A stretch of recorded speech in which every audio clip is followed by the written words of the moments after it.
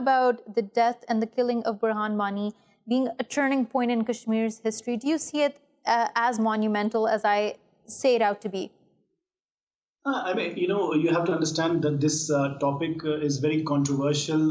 In the eyes of New Delhi, for example, he was someone who picked up a gun, and they described him as a terrorist who took up arms against the state, and who, according to their view, deserved what he got.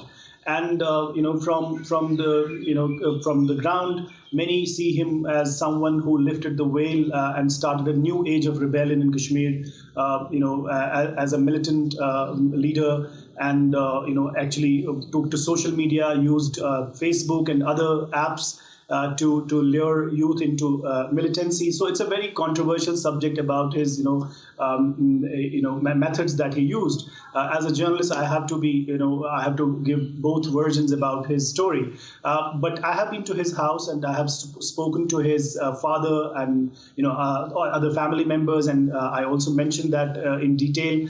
What happened in his life was when his older brother was actually, he was allegedly beaten in front of his eyes, which shook him, and he was only 16-year-old at the time when he then decided to, do what he did. And then eventually his brother was also killed. He had a master's degree. And then since 2010, after 2010, there was a new age of militancy in Kashmir, which actually lifted the veil, and they came in open. They did not wear any masks.